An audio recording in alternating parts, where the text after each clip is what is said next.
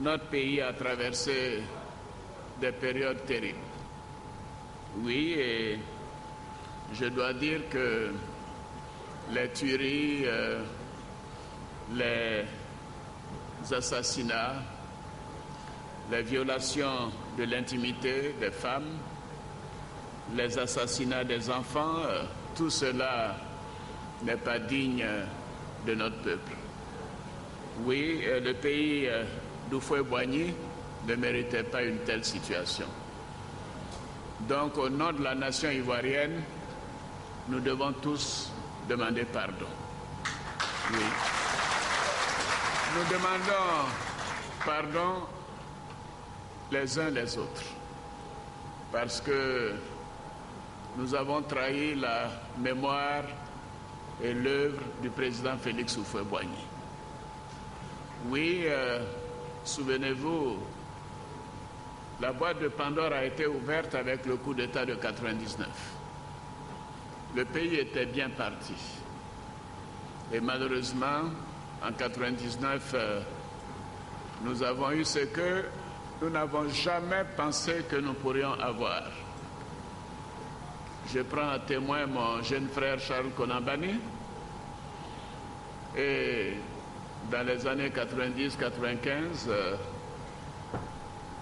on se disait, mais il y a tellement de coups d'État en Afrique, mais nous étions confiants que cela n'arriverait jamais à la Côte d'Ivoire et au Sénégal. Nous avons failli, puisque malheureusement, ce coup d'État est arrivé. Et ce coup d'État a déclenché un processus de violence. Je vous ai dit que je parlerai avec sincérité et du fond du cœur. Donc disons-nous la vérité, tout est parti de l'introduction de la violence dans la politique. Vous avez parlé également du désarmement des Dozo et de leur retour aux activités traditionnelles. Je suis entièrement d'accord avec vous. Vous voyez, j'ai discuté avec certains des doyens avant cette rencontre et beaucoup me confessaient que maintenant les Dozo ne sont pas les Dozo traditionnels qui ont toujours existé dans notre pays, depuis des décennies, je dirais même des siècles. Mais même des Ouè sont en Dozo maintenant. Alors je disais à Oussou, à Jeannot, que même des Baoulés sont Dozo aujourd'hui. Alors, donc, il y a un accaparement du titre de Dozo et une prolifération de cette activité qui est totalement anormale. Et j'ai demandé que le ministère de l'Intérieur également procède à un recensement, surtout dans le Guémon et dans le Cavali, et que nous puissions prendre des mesures qui fassent en sorte que les Dozo retournent à leur activité traditionnelle. Ce problème donc, du foncier est essentiel à régler et j'ai demandé au Premier ministre d'en faire une priorité.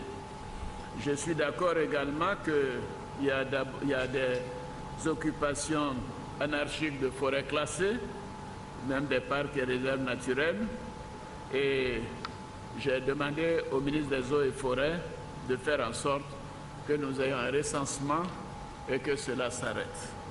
On me dit que dans certains cas, c'était des décisions prises il y a quelques années, qu'il faut nécessairement laisser aboutir, mais je ne suis pas d'accord.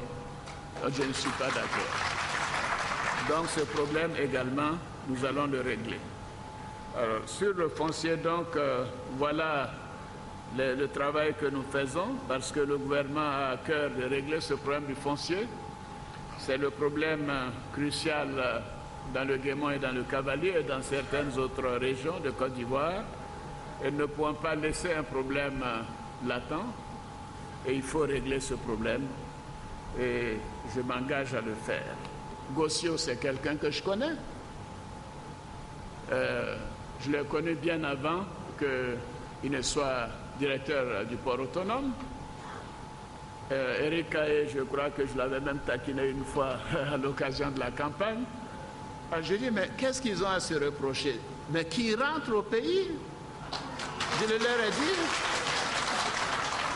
J'ai dit au ministre de l'Intérieur, mais qu'ils rentrent, ces hauts fonctionnaires, et que comme on l'a fait pour le président du Conseil constitutionnel, le président de l'Assemblée et d'autres qui étaient au Ghana, qu'ils rentrent, et le ministre de l'Intérieur organisera leur retour au pays, et puis après ils se présenteront à la justice. Nous l'avons fait même pour des militaires. Alors de quoi ils ont peur? Doyen, est-ce que je ne vous ai pas dit de parler à Gossio? Vous lui avez parlé? Oui. Mais il faut lui dire de ma part que il ne faut pas qu'il ait peur. Hein? Qu'il rentre, il aura la période nécessaire pour se préparer. S'il y a des audits au port qui montrent qu'il a détourné de l'argent, il pourra s'expliquer. Il pourra même rembourser l'argent et puis il est tranquille. Je voudrais aussi vous dire que j'ai noté votre attachement aux questions culturelles et les questions donc de destruction du patrimoine.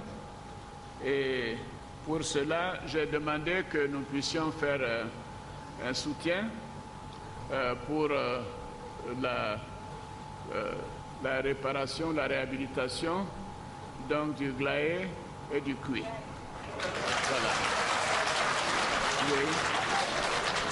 Et bien sûr, pour essayer de régler quelques problèmes urgents concernant certains chefs de village dont les maisons n'ont plus de toit, des choses qui sont immédiates et qui peuvent être réglées assez urgemment.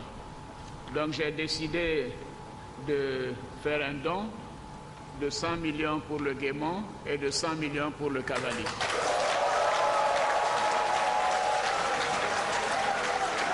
C'est avec beaucoup d'émotion que le ministre Émile Constant Bombé a remercié le président de la République pour ce geste. Président Alassane Ouattara